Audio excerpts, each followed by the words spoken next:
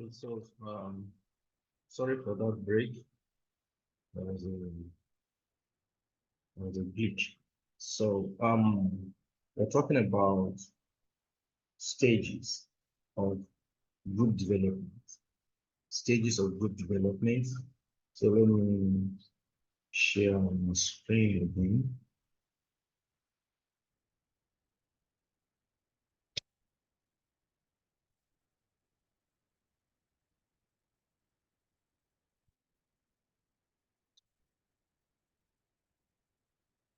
Stages of group development.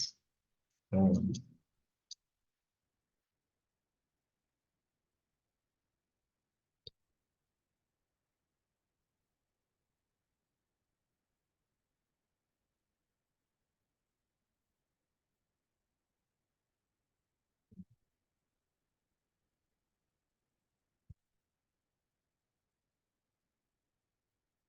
okay, so we talked about the forming stage, the storming stage, the norming stage, performing stage, and adjourning stage.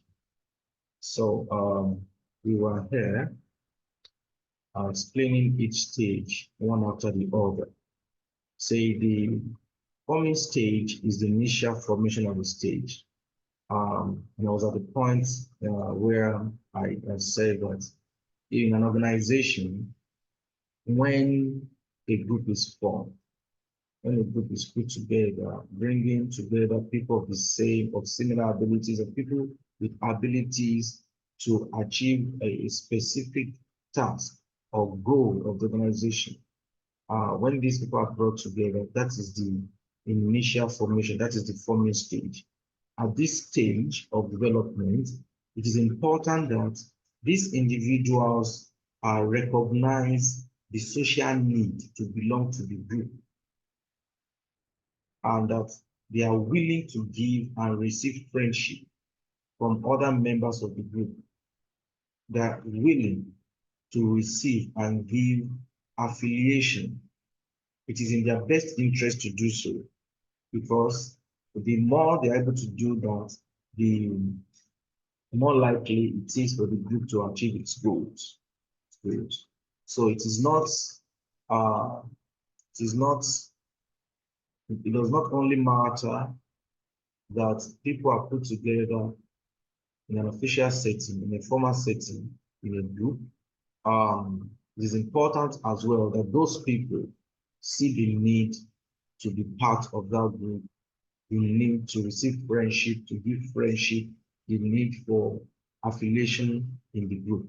Okay, that is stage one, forming stage. Stage two, that is storming stage. This is where the group develop their goals. It's a goal development stage. Here, they seek to establish common task goals. Common tasks they need to achieve the objective, to achieve the overall goal of the group. To the extent that these goals are clearly understood by members, to the extent that they generally agreed on and relevant to the needs of the group, they are more likely to be achieved. In other words, at the development of the goal stage, the group should establish common goals. These common goals must be clearly understood by members. These common goals must be generally agreed on. We say generally agreed on, that is, majority should agree on it to a very large extent. And also, these goals must be relevant to the needs of individuals. The extent to which these are possible is the extent to which they are likely to be achieved. The extent to which these goals are likely to be achieved. Stage three is the stage of elaboration of structure. That is norming stage, norming stage. At this stage, coordination is the paramount thing. How do we coordinate ourselves to achieve those goals? Who do we assign roles to? Who does what, when, and how? Is a coordination stage. Here, former leaders have been appointed by management, and communication is encouraged in an attempt to reinforce the structure. In other words, at the norming stage, we elaborate on the structure of the group. The structure is like the skeleton in which the whole operations of the group will run, just like the skeleton in the human body.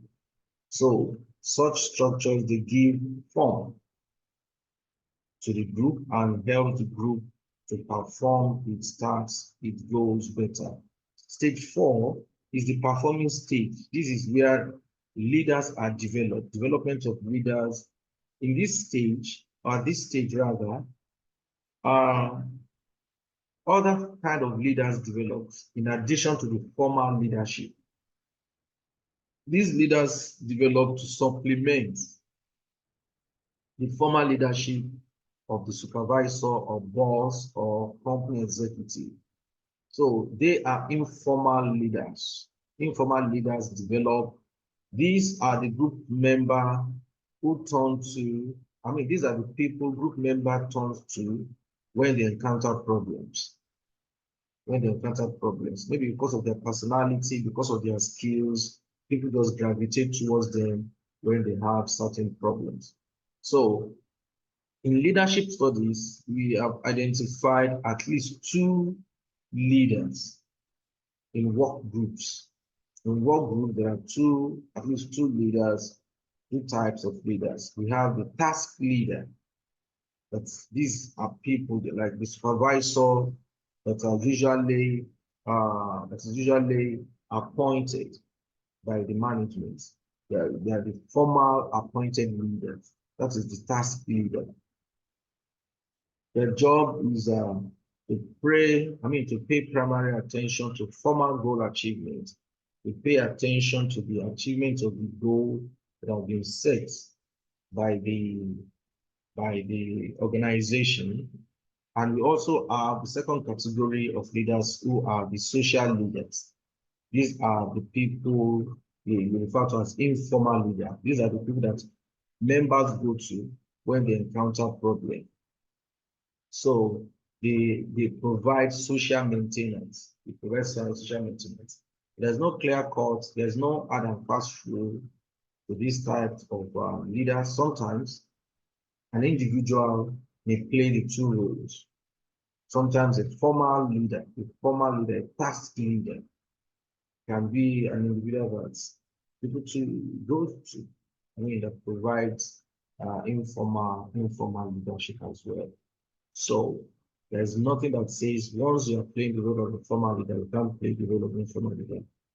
But what may not really happen is if you are an informal leader, you may not assume the position of a formal leader unless you are appointed.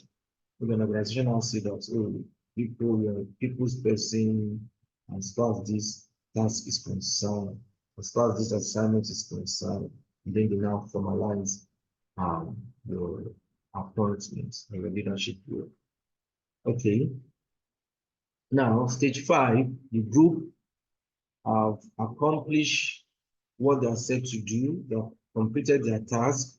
They are happy about their achievements, and the organization recognizes them for that. That is the adjourning stage. So, these are the take-home nuggets. Define group.